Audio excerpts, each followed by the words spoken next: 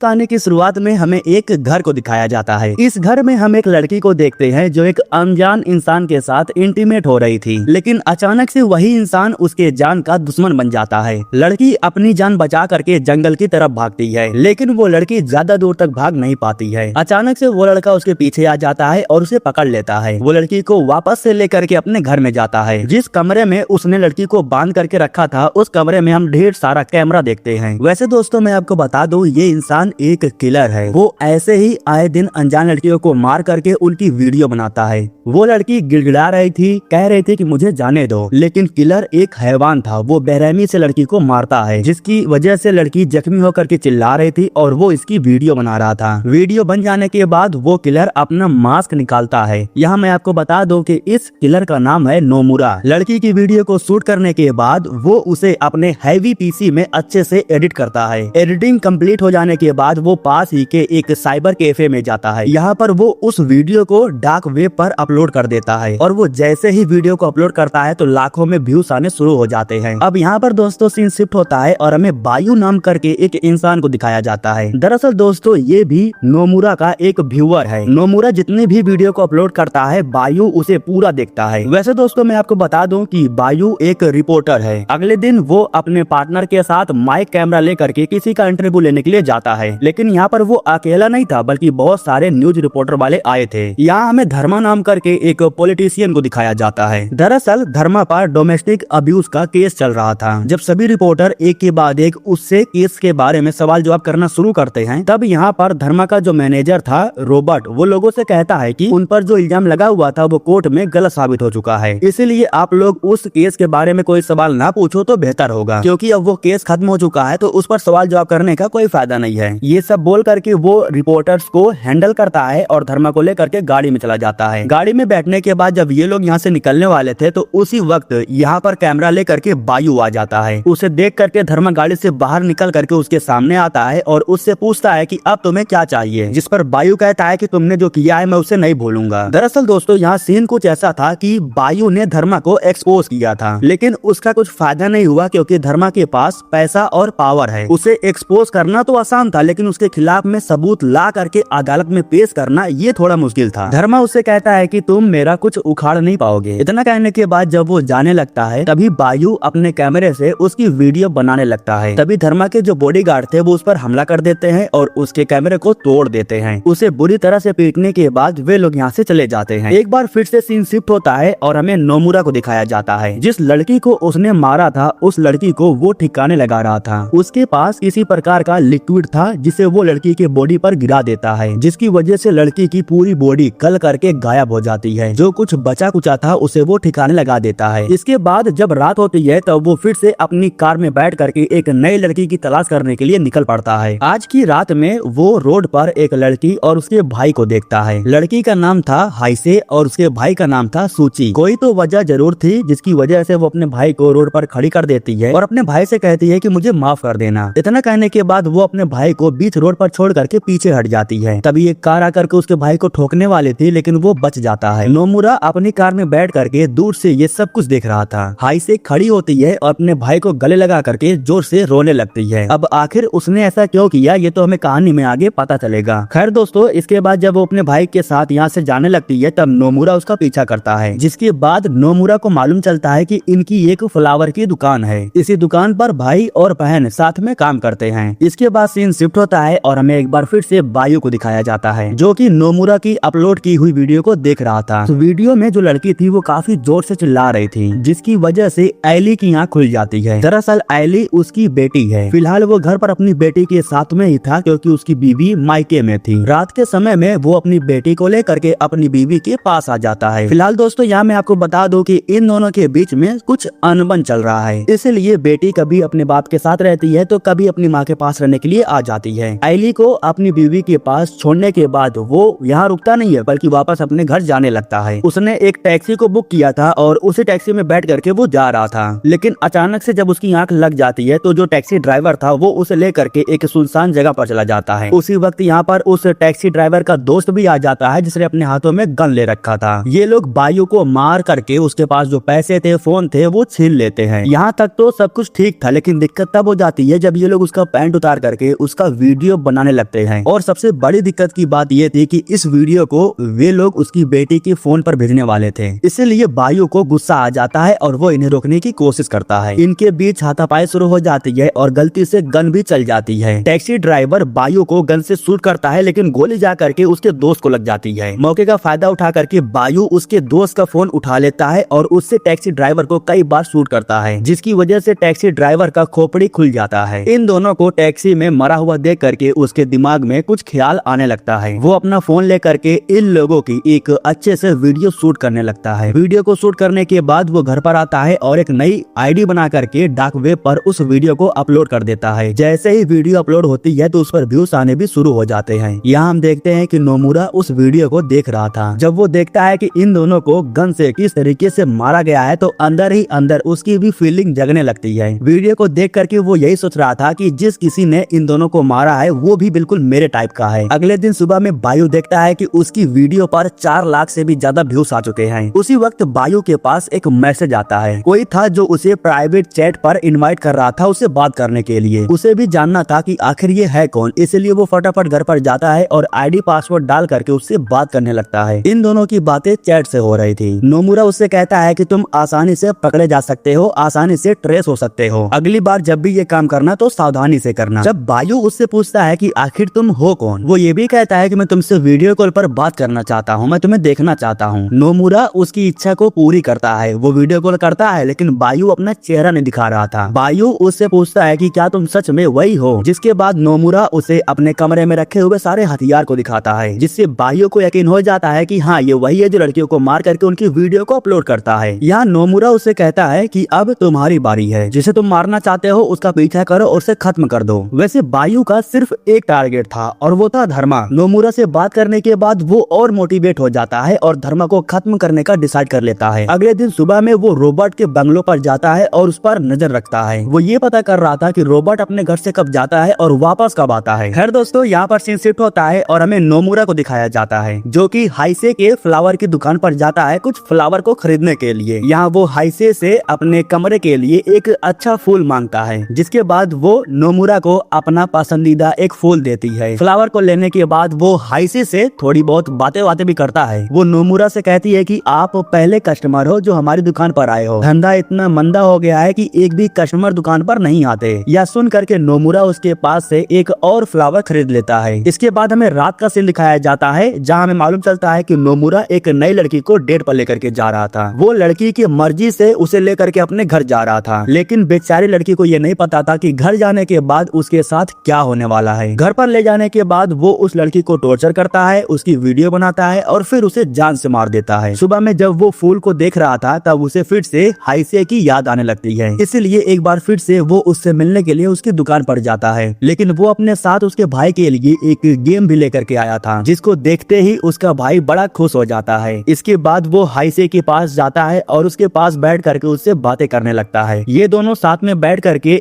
एक दूसरे की जिंदगी के बारे में बात करते हैं। हाइसे बताती है कि उसके भाई के दिमाग में एक बीमारी है जिसका इलाज वो नहीं करवा पा रही है, क्योंकि उसके पास पैसे नहीं है और दुकान भी अच्छे से नहीं चल पा रहा है। हमारे जो माता पिता थे वो बचपन में ही गुजर गए, तो इसलिए मैं बचपन से ही अपने भाई की देखभाल कर रही हूँ। इसके बाद वो नोमुरा से कहती है कि तुम भी अपने बारे में कुछ बताओ। वैसे वो अपने दिल की बात किसी को नहीं बताता है, लेकिन हाइसे की बात अलग थी। वो उसे बताता है कि मेरी भी एक बहन थी जिससे मैं बहुत प्यार करता था, लेकिन एक दिन कॉलेज में उसका एक्सीडेंट हो गया और वो मारी गई। हमारे माता पिता आग में मारे गए, तब से मैं अकेला रहने लगा। यह सब सुन करके हाइसे उससे कहती है कि फिक्र मत करो, सब कुछ ठीक हो जाएगा। तभी नोमुरा कहता है कि अगर मरना आसान होता तो कितना अच्छा होता, तुम्हारे भाई को भी तकलीफ नहीं होती, तुम अपने भाई को मार करके उसकी सारी समस्या को खत्म कर सकती हो। यह सुन करके हाइसे काफी दंग रह जाती है और उससे कहती है कि तुम ये कैसी बातें कर रहे हो। इतना कहने के बाद वो खुद को एक कमरे में बंद कर लेती है और उससे कहती है कि यहाँ से चले जाओ, मैं और मेरे भाई तुमसे मिलना भी नहीं चाहते। अब यहाँ पर दोस्तों सीन शिफ्ट होता है और रात के समय में हमें बायू को दिखाया जाता है। जब रोबोट अपनी कार लेकर के अपने बंगलों में आता है तो उसी का फायदा उठा करके बायू भी उसके बंगलों में घुस जाता है। बायू गन लेकर के अंदर जाता है और वो जैसे रोबोट को देखता है तो उसके ऊपर गन तान देता है। रोबोट रोबोट को लगा कि वो कोई चोर है, इसलिए वो सीधा उसके ऊपर हमला कर देता है। यहाँ जो बायो था वो भी उसके ऊपर गन नहीं चलाता, क्योंकि उससे वो धर्मा के बारे में पूछना चाहता था। इन दोनों के बीच में जैसे फाइट शुरू होती है तो बायो गन चला करके उसे पकड़ लेता है। वो रोबोट से पूछता है कि धर्मा इस वक्त कहाँ रहता है, लेकिन रोबोट अपना मुंह नहीं खोल रहा था, इसलिए बायो उसे बहुत मारता है। इसके बाद वो उसे एक कमरे में ले जाने के बाद उसके हाथ पैर को कुर्सी से बांध देता है। कैमरे को चालू करके वो उसकी वीडियो भी बना रहा था। वो रोबोट के ऊपर पेट्रोल छिड़क देता है और उससे कहता है कि अगर तुमने मुझे नहीं बताया कि धर्मा कहाँ पर है तो मैं तुम्हें जिंदा जला दूंगा। रोबोट बहुत डर चुका था। वो बायु से कहता है कि धर्मा इस वक्त अपने बेटे के साथ एक होटल में रुका हुआ है। वो उसे उस होटल का नाम भी बताता है और उसे एक एंट्री कार्ड भी देता है जिसकी मदद से वो अंदर जा सकता था। रोबोट ने सब कुछ सही से बता दिया था, लेकिन फिर भी बायु उसे नहीं छोड़ता। उसको आग लगाने के बाद उसकी एक अच्छे से वीडियो रिकॉर्ड कर लेता है। इसके बाद सीन शिफ्ट होता है और हमें नोमुरा को दिखाया जाता है जो रात के समय में एक नई लड़की की तलाश कर रहा था। वो रोड पर एक लड़की को देखता है जो अपने बॉयफ्रेंड से लड़ रही थी। नोमुरा उसी लड़की के पास ले जाकर के अपनी कार को रोक देता है। उस लड़की का नाम था मिदोरी और वो पैसे ले करके लोगों को खुश करने का काम करती थी। मिदोरी खुद चल करके नोमुरा के कार के पास जाती है और जब नोमुरा उसे पैसे निकाल करके देता है तो वो बिना कुछ बोले चुपचाप उसके कार में आकर के बैठ जाती है। इसके बाद वो कार को स्टार्ट करता है और मिदोरी को लेकर के अपने घर पर जाने लगता है। इसी के साथ ये दोनों रोमांटिक बातें भी कर रहे थे। जब नोमुरा उस लड़की को देखता है तब उसे हाई से दिखाई देती है। ये उसके दिमाग का एक भ्रम था, लेकिन उसे देखने के बाद वो अचानक से ब्रेक मारता है जिसकी वजह से मिदोरी के नाक पर चोट आ जाती है और उसके नाक से ढेर सारा खून भी निकलने लगता है, इसलिए वो बहुत गुस्सा हो जाती है। वो कहती है कि जहाँ से तुमने मुझे उठाया था वहाँ पर मुझे छोड़ दो, मैं तुम्हारे साथ नहीं जाऊंगी। जिसके बाद नोमुरा उसे ले जा करके उसी जगह पर दोबारा छोड़ देता है, लेकिन यहाँ पर मिदोरी का बॉयफ्रेंड भी था और जब उसे मालूम चलता है कि उसके नाक से खून बह रहा है तो उसे गुस्सा आता है। वो नोमुरा के पास आता है और उसे कार से बाहर निकालने के बाद उसे पीटना शुरू कर देता है। उसे वो बहुत ही बुरी तरीके से पीटता है और उसके पैसों को भी ले लेता है। अब इसके बाद हमें बायु को दिखाया जाता है जो अपनी बीवी के घर पर जाता है अपनी बेटी को लेने के लिए, लेकिन जब वो घर के अंदर जाता है तब उसे मालूम चलता है कि उसकी बेटी जॉन नाम करके एक इंसान के साथ खेल रही थी। दरअसल दोस्तों जॉन वो इंसान है जो बायु के ससुर जी का मैनेजर है, लेकिन अब दिक्कत की बात ये थी कि उसका चक्कर उसकी बीवी के साथ धीरे धीरे चलने लगा था। सुनने में ये भी आया है कि उसकी बीवी अपनी बेटी को लेकर के जॉन के साथ अब रहने वाली है, इसीलिए बायु को गुस्सा आता है। वो अपनी बीवी से कहता है कि तुम हमारे रिश्ते को इस तरह खत्म नहीं कर सकती हो। हमारे बीच जो कुछ भी हुआ था मैं उन सब चीजों के लिए बार बार तुमसे माफी मांग रहा हूँ क्योंकि मैं इस रिश्ते को आगे चलाना चाहता हूँ। लेकिन उसकी बीवी कहती है कि ये तो तुम्हारा हर बार का नाटक है। यहाँ इन दोनों के बीच में बहसबाजी भी हो जाती है। उसी वक्त यहाँ पर जॉन भी आ जाता है। उसे देख करके बायु उसे कहता है कि तुम हमारे रिश्ते को क्यों बर्बाद करना चाहते हो। इतना कहने के बाद वो जॉन पर बहुत ही बुरी तरह से हमला भी कर देता है। हालांकि जब वो यहाँ पर अपनी बेटी को देखता है तो वो खुद को कंट्रोल करता है। वो जैसे ही अपनी बेटी के पास जा रहा था तो उसी वक्त उसकी बीवी उसे धक्का दे देती है और उसे कहती है कि मेरी बेटी से दूर रहना, तुम सच में बहुत बुरे इंसान हो और तुम सुधरने के बजाय और बिगड़ते जा रहे हो। बायु के पास कोई ऑप्शन नहीं था, वो चुपचाप यहाँ से चला जाता है। इसके बाद दोस्तों हमें नोमुरा को दिखाया जाता है जो हाईसे के पास जा रहा था उससे मिलने के लिए, लेकिन रास्ते में उसकी मुलाकात उसके भाई से हो जाती है जो काफी अपसेट होकर के बैठा हुआ था। जब नोमुरा उससे वजह पूछता है तब वो बताता है कि स्कूल में कुछ बच्चे थे जिन्होंने उसे मारा है, जिस पर नोमुरा उससे कहता है कि क्या तुम उनसे बदला लेना चाहते हो। के बाद वो उसे एक ट्रेजर देता है। उसे देने के बाद वो उसे कहता है कि अगर वो बच्चे दोबारा तुम्हें परेशान करें तो इस चीज को उनके बॉडी में टच करके बटन को दबा देना। उन्हें ऐसा जोरदार झटका लगेगा कि वो नीचे गिर जाएंगे और फिर वो दोबारा तुम्हारे आस पास भी नहीं भटकेंगे। उसी वक्त नोमुरा एक बच्चे को देखता है और उससे कहता है कि जाओ इस बच्चे पर ट्राई करो, जिसके बाद वो पीछे से जा करके उस बच्चे पर ट्रेजर से हमला कर देता है। अब इसके बाद हमें रात का सीन दिखाया जाता है जहाँ हम देखते हैं कि नोमुरा के पास हाईसे कॉल करती है और उससे कहती है कि मैं तुमसे मिलना चाहती हूँ क्योंकि मुझे तुमसे कुछ बात करनी है। उस दिन मैंने तुम्हें जो कुछ भी बोला उसके लिए मुझे माफ कर दो। जिस पर नोमुरा कहता है कि ठीक है कोई बात नहीं, लेकिन मैं तुमसे नहीं मिल सकता, हमारा ना मिलना ही बेहतर होगा। इस वक्त वो रोबोट के वीडियो को देख रहा था जिसे बायु ने अपलोड किया था। वो देखता है कि उसके इस वीडियो पर लगभग 2 करोड़ से भी ज्यादा व्यूज आ चुके हैं। इतना व्यूज तो कभी उसके वीडियो पर भी नहीं आया है। ठीक उसी वक्त एक अननोन आईडी से नोमुरा के पास कॉल आता है। जब वो कॉल को रिसीव करता है तब हमें मालूम चलता है कि ये कॉल बायु ने किया किया है। दरअसल बायू खुद उससे बात करना चाहता था। वो नोमुरा से कहता है कि मुझसे अब ये नहीं हो पाएगा, मैं ये सब कुछ बंद करना चाहता हूँ। जिस पर वो कहता है कि नहीं, ऐसा मत करो, तुम बहुत अच्छा कर रहे हो, तुम्हारी वीडियोस को 2 करोड़ से भी ज्यादा लोगों ने पसंद किया है, भर भर के कमेंट आ रहे हैं और वो चाहते हैं कि तुम ऐसी वीडियो को और बनाओ, तुम्हें उस इंसान को मारना चाहिए जिसे तुम मारना चाहते हो। इसके बाद वो उस होटल में जाता है जिस होटल के बारे में रॉबर्ट ने उसे बताया था, जिस होटल में धर्मा अपने बेटे के साथ रुका हुआ है। एंट्री कार्ड की मदद से वो आराम से अंदर चला जाता है, लेकिन अंदर जाने के बाद उसे मालूम चलता है कि यहाँ तो धर्मा है ही नहीं बल्कि उसका बेटा है। जब वो धर्मा के बारे में उससे पूछता है तो वो कहता है कि मेरे पिता यहाँ नहीं रहते हैं, मेरी और उनकी नहीं बनती है, इसलिए मैं उनसे दूर रहता हूँ। अब ऐसा हो सकता है कि वो खुद को बचाने के लिए ऐसा बोल रहा हो। यहाँ बायू को बहुत गुस्सा आ रहा था क्योंकि उसने जो प्लान बनाया था उस पर पानी फिर चुका था। धर्मा का बेटा उससे कहता है कि तुम्हारी आवाज सुनी सुनी सी लग रही है। ठीक उसी वक्त बायू उसे गन से शूट कर देता है। दरअसल उसने पहचान लिया था कि ये वही रिपोर्टर है जिसने उसके पिता को एक्सपोज किया था।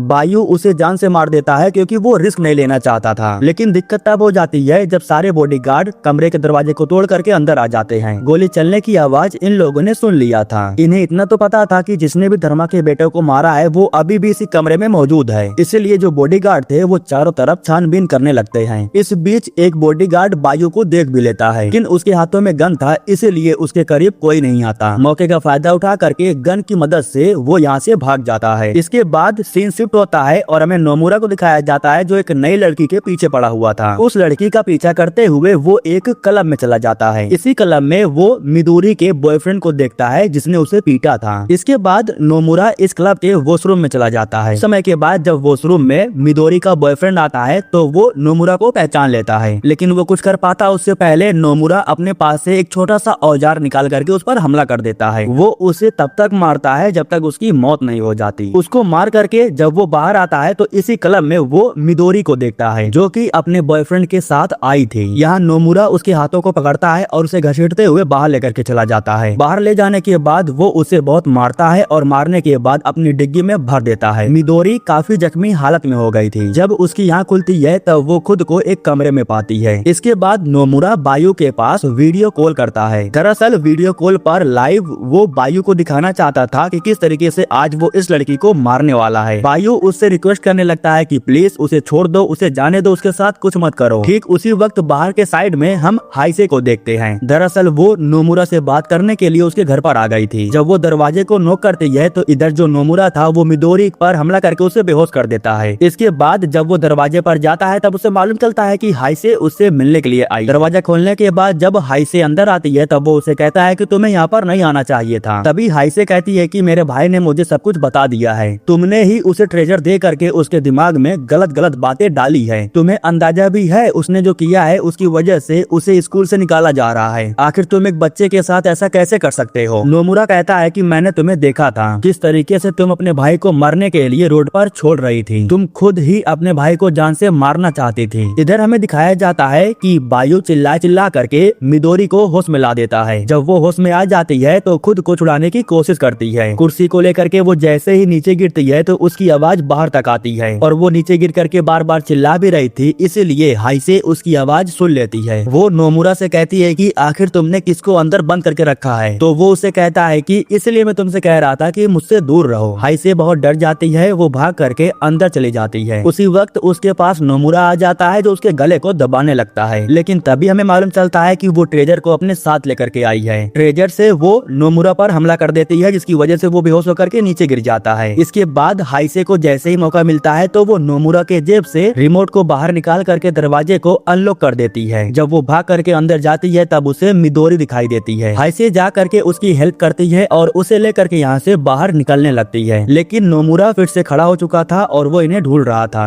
उसको देखने के बाद हाइसे छुपने के लिए एक कमरे में चली जाती है। इस कमरे में आने के बाद ये लोग एक लड़की की बॉडी को देखते हैं। दरअसल दोस्तों ये नोमुरा की बहन है जिसकी बॉडी को काफी समय से उसने यहाँ पर रखा है। उसी वक्त इसी कमरे में नोमुरा आ जाता है जो कि सीधा जा करके हाइसे पर हमला कर देता है। इस बीच हाइसे को जैसे ही मौका मिलता है तो वो नोमुरा पर एक सामान से हमला कर देती है जिसकी वजह से उसका सर फट जाता है और खून गिरने लगता है। मौके का फायदा उठा करके हाइसे और मिदोरी फौरन भाग करके बाहर चले जाते हैं और अपनी कार में बैठ जाते हैं, लेकिन ये लोग यहाँ से निकल पाते उससे पहले नोमुरा यहाँ पर आ जाता है जो इन पर हमला कर देता है। वो इन दोनों को लेकर के अंदर अंदर जाता है और दोनों को जान से मार देता है। उन दोनों की बॉडी को काट करके वो बायू के सामने रख देता है। उन दोनों की ऐसी हालत देख करके बायू को बहुत बुरा लग रहा था, लेकिन वो कुछ कर भी तो नहीं सकता था। वो लैपटॉप को फेंक करके अपने बिस्तर पर ही लेट जाता है। कुछ समय के बाद हम घर पर एली को देखते हैं जो अपनी माँ के साथ आई हुई थी। दरअसल उसकी बीवी एली को लेकर के यहाँ पर इसलिए आई थी क्योंकि वो एली को लेकर के यहाँ से कहीं दूर जा रही थी। इसीलिए वो बायू से कहती है कि अपनी बेटी से आखिरी बार मिल लो। वो अपनी बीवी से कहता है कि आखिर तुम ऐसा क्यों कर रही हो, मुझे माफ कर दो, मैं दोबारा वैसी गलती नहीं करूंगा। लेकिन उसकी बीवी को उस पर बिल्कुल भी यकीन नहीं था। हालांकि जब बायू उसके पैरों में गिर करके रोने लगता है तब उसका भी दिल पिघल जाता है। वो अपने पति को गले लगा लेती है और उसे माफ करके एक बार फिर से उसके साथ रहने लगती है। इसके बाद हमें नोमुरा को दिखाया जाता है जो अपनी बहन की बॉडी के पास आता है और उसे अलविदा कहता है। इसके बाद वो अपनी बहन की बॉडी पर पेट्रोल छिड़कने के बाद उसे जला देता है। फाइनली अब जाकर के वो अपनी बहन का अंतिम संस्कार करता है। इधर हमें बायू को दिखाया जाता है जो अपनी बेटी को स्कूल ड्रॉप करने के लिए आया था। स्कूल में छोड़ने के बाद जब वो घर पर जाता है और अपनी बीबी को आवाज लगाता है तो उसकी बीबी कोई रिप्लाई नहीं दे रही थी। उसी वक्त बायू को घर में एक कैमरा दिखाई देता है। कैमरे में एक वीडियो था और जब वो उस वीडियो को प्ले करता है तब उसे मालूम चलता है कि घर पर कोई आया था जो उसकी बीवी को बहुत ही बुरी तरह से टॉर्चर कर रहा था। वीडियो बंद करने के बाद जब वो अपनी बीवी के कमरे में जाता है तब उसे मालूम चलता है कि वो जो कोई भी था वो उसकी बीवी को बहुत ही बुरी तरह से जान से मार चुका है। उसकी बीवी के बॉडी पर कई बार चाकू से हमला किया गया था। रोते हुए जब वो घर से बाहर जाता है तब हमें मालूम चलता है कि उसकी बीवी को मारने वाला कोई और नहीं बल्कि नोमुरा है जो बायू को अपने पीछे घुमा रहा था क्योंकि वो उसे लेकर के कहीं जाना चाहता था। लेकिन उसी वक्त रोड पर एक गाड़ी आती है जो बायू को ठोक देती है और ये जो भी लोग थे ये बायू को अपनी गाड़ी में भरते हैं और उसे लेकर के एक पुरानी बिल्डिंग में जाते हैं। यहाँ दोस्तों हमें मालूम चलता है कि जिन्होंने उसे किडनैप किया है वो धर्मा के लोग थे। यहाँ धर्मा उसे कहता है कि तुमने मेरे बेटे को मार करके बहुत बड़ी गलती की है। इतना कहने के बाद धर्मा के जो लोग थे वो बायू को बहुत ही बुरी तरह से पीटने लगते हैं। चाकू की मदद से वो बायू के गले को भी काटने वाले थे। लेकिन उसी वक्त यहाँ पर नोमुरा आ जाता है जो बॉडीगार्ड को शूट कर देता है और बायू को बचा लेता है। जब धर्मा जाकर के उस पर हमला करता है तब वो धर्मा को भी पीटता है और उसे नीचे गिरा देता है। यहाँ वो बायू से कहता है कि तुम्हें मेरी बात मान लेनी चाहिए थी, मेरी बात मान करके चुपचाप अपना काम किए होते तो आज तुम्हारी बीवी जिंदा होती। इसके बाद वो जा करके उसकी बेटी पर गन तान देता है और उससे कहता है कि अगर तुम धर्मा को नहीं मारोगे तो मैं तुम्हारी बेटी को मार दूंगा। अगर अपनी बेटी को बचाना चाहते हो तो धर्मा को जान से मार दो। अपनी बेटी को बचाने के खातिर बायू जा करके धर्मा पर हमला कर देता है। बायू के हाथ में हथकड़ी लगा हुआ था जिससे वो धर्मा के गले को दबा देता है जिसकी वजह से धर्मा की मौत हो जाती है।